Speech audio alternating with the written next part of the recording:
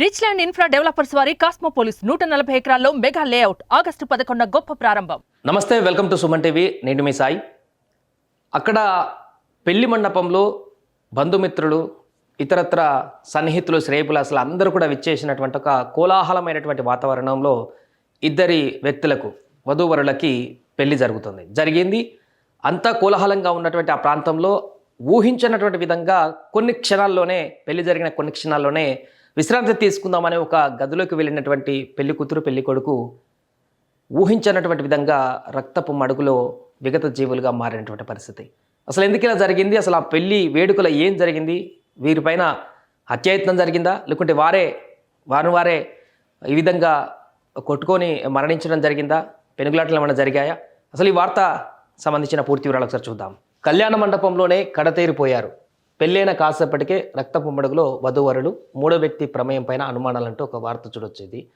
ఎంత దారుణం అంటే, పాపం పెళ్ళైన క్షణాలలోనే అదే పెళ్లి మండపంలో ఎందుకు ఏమైందో తెలియదు కానీ ఇద్దరు కూడా అక్కడ మరణించినటువంటి పరిస్థితి. ఆ ఇద్దరు పెళ్లిపీటల పైన సందడి చేశారు. తలంబ్రాలు పోసుకొని వివాహ ఘట్టాన్ని ఆస్వాదించారు. పెద్దల ఆశీర్వచనాలు అందుకున్నాక కాసేపు విశ్రమించడానికి పెళ్లి మండపం పక్కనే ఓ గదికి వెళ్ళారు. అలా వెళ్ళిన వారు ఎంతకి తిరిగి రాలేదు. ఇంతలో ఆ గదిలో నుంచి పెద్దగా శబ్దాలు వినిపించడంతో పెద్దలు వెళ్ళి బలవంతంగా తలుపులు తెరిచారు. వధూవరులిద్దరూ రక్తపు మడుగులో పడి ఉండడంతో అందరూ నిర్ఘాంతపోయారు. కర్ణాటకలో బుధవారం రాత్రి చోటు చేసుకున్న ఈ ఘటనలో వధూవరులిద్దరిని మేఘాలపై ఆసుపత్రికి తరలించారు. కోలారు జాలప్ప ఆసుపత్రిలో చికిత్స పొందుతున్న వరుడు నవీన్ గురువారం ఉదయం మరణించాడు. వధువు మాత్రం లిఖితశ్రీ బుధవారం రాత్రి ఘటనా స్థలంలోనే మరణించిందని పోలీసులు అధికారులు వివరించారు. ఈ ఘటన ఎలా జరిగింది? వధూవరులిద్దరు పరస్పరం దాడి చేసుకున్నారా, లేక మరెవరైనా దాడి చేశారా అనే దానిపైన స్పష్టత రాలేదు. అయితే పెళ్లి తంతు ముగిసాక దంపతులు గదిలోకి వెళ్ళిన తర్వాత అక్కడే నక్కి ఉన్న మూడో వ్యక్తి వారి ఇద్దరిపైన మచ్చుకత్తితో దాడి చేసి పరారైనట్టుగా రాబర్ట్సన్ ఠాణా పోలీసులు అనుమానిస్తున్నారు. ప్రేమించి పెళ్లి చేసుకొని నవీన్ స్వగ్రామం కర్ణాటక సరిహద్దులోని చిత్తూరు జిల్లా శాంతిపురం మండలం సంతూరు, లిఖితశ్రీ సొంతూరు కోలారు జిల్లా కేజీఎఫ్ తాలూకు చెంబరసన హాలి.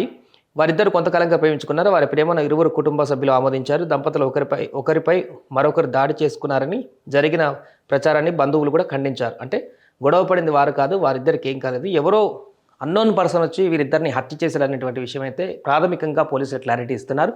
ఏమైనా కూడా పెళ్ళైనటువంటి కొన్ని క్షణాల్లోనే పక్కనే ఉన్నటువంటి ఒక గదిలోకి విశ్రాంతి కోసం వెళ్ళినటువంటి వధూవరులు ఆ క్షణాల్లోనే ఈ దాడికి పాల్పడి రక్తపు మడుగులో ఉండడం, ఆ తర్వాత చనిపోవడం అనేది అక్కడికి వచ్చినటువంటి కుటుంబ సభ్యులందరినీ కూడా నిర్ఘాంతపోయేలా చేసింది.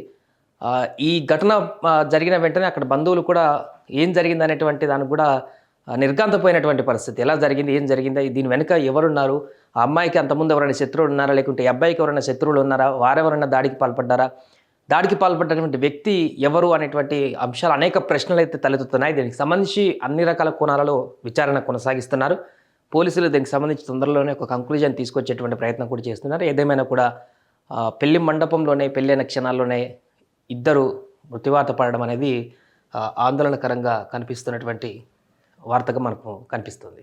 సుమన్ టీవీలో మీ పర్సనల్ అండ్ బిజినెస్ ప్రమోషన్స్ కోసం కింది నెంబర్కి కాంటాక్ట్ చేయండి.